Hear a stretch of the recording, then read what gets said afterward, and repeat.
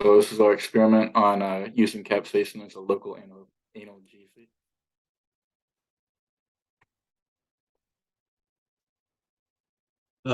So how does this relate to the lab that we did in class? Well, in class, we performed an experiment in which we tested the effect of capsaicin on fungal growth. And during that experiment, we found that capsaicin had a significant impact on the growth of the fungi. And so we decided with our experiment that we would further investigate the uses of capsaicin as a potential topical analgesic or pain reliever. What will our experiment be and how will it be different? The original experiment that our idea stemmed from was the one we did in class. Our experiment will instead test the effects of capsaicin as a topical analgesic. Specifically, we would like to analyze the benefits of capsaicin in relieving pain caused by neuropathy and arthritis. So just some background information about capsaicin. It was first isolated in early 1800s, and its chemical composition was decided in 1919. After it was first isolated, it was used as a pain reliever in the mid 1800s. And the source said that using capsaicin to treat burning pain is it's like using a like-to-like situation, meaning it's a counter irritant. So topical capsaicin works by blunting the sensitivity of fat tissue and overall reducing the pain felt. Low doses of capsaicin ointments, going as low as 0.075%, start to make a difference anywhere from 6 to 8 weeks after continuous use. And a high dose, which would have to be in a patch, would be 8% capsaicin. And it can relieve about 30% of pain just about 12 weeks after beginning its use. And the source that said that concluded that capsaicin will provide pain relief to patients with neuropathic conditions. So an explanation for our original experiment, the one we did in class. The lab we did in class, a plant and fungal relationships lab, was based on capsaicin's ability to inhibit the growth of a fungus. We tested multiple fungal species against multiple concentrations of capsaicin. We then allowed the fungi to grow and observed how much the fungal growth was inhibited by the capsaicin. Results of the in-class experiment. Our in-class experiment showed us that after the fungi were allowed to grow, the capsaicin had in fact inhibited its growth, which increased with an increase in concentration of capsaicin. Our results from this experiment were statistically significant with a p-value of 9 times 10 to the negative 6. So we predicted, based off the sources we had earlier, that capsaicin will have an effect on pain. We hypothesized that if capsaicin is applied to the skin at increasing concentrations, we will see a decrease in pain felt by the subjects. And our null hypothesis is that if capsaicin is applied to the skin in increasing concentrations, we will not see any notable decrease in subjective pain felt by the subject. So for our experimental design, the materials required for this experiment are capsaicin containing ointment of varying concentrations, 0%, 0.1%, 0.25%, 0.5%, and 1%. And subjects with similar neuropathic pain in the extremities are also required, and a device or area to record the data that we collect. And then a chart explaining different levels of pain to the subjects and how to score their pain appropriately based on its severity.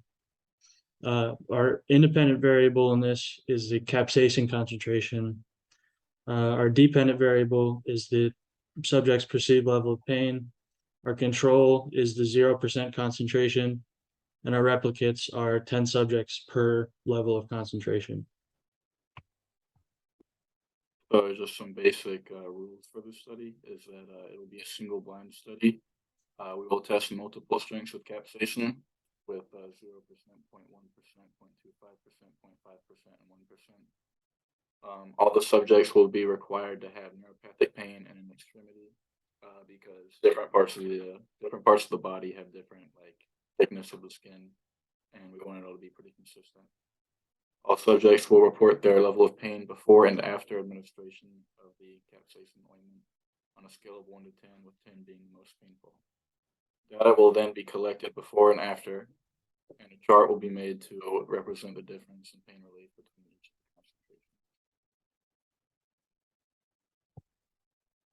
concentration. So for our experimental design, the procedure, we start with capsaicin containers that have had their labels removed to keep the study single blind.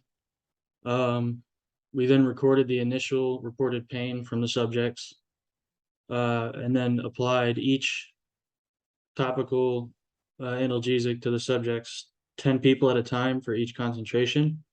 We allowed 1 hour to pass, and then after that, we recorded the final pain levels of the patients. So this is the results we have for each concentration, and as you can see, for each concentration, we have 10 subjects, and we have their before and after application. And after taking all these results, we found the average difference, and we were able to get all the calculations we need to see if it supports our hypothesis or not.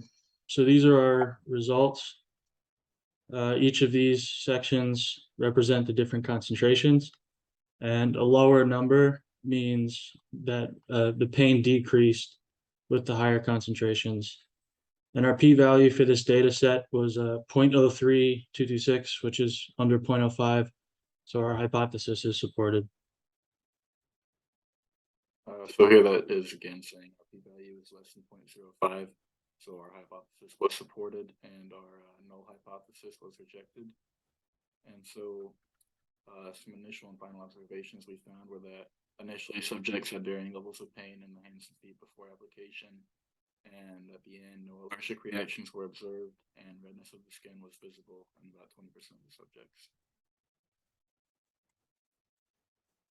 So some possible sources of error in this experiment. One major potential source of error is that the measurement of perceived pain is subjective. The number scale gives us a good general idea about pain, but it has a larger margin of error compared to actual testing methods. Another source of error is the ability of the skin to absorb capsaicin. Some subjects may have absorbed the capsaicin more quickly than others, or absorbed less or more total capsaicin than others. This would alter the data, but it's unlikely that it would be a drastic difference. How could we prevent these errors in the future? There's not much that can be done about the way pain is recorded because it's subjective in nature. The absorptivity can be controlled or made to influence results less by using a larger sample size and choosing subjects that are similar in fat content and have similar skin health. We could have also done a double-blind study instead, which would further help to reduce any sources of error. Some implications we found is that capsaicin can be used on anyone with chronic neuropathic pain, which could be very beneficial for patients with diabetes, since they will commonly have a sort of neuropathy down the road.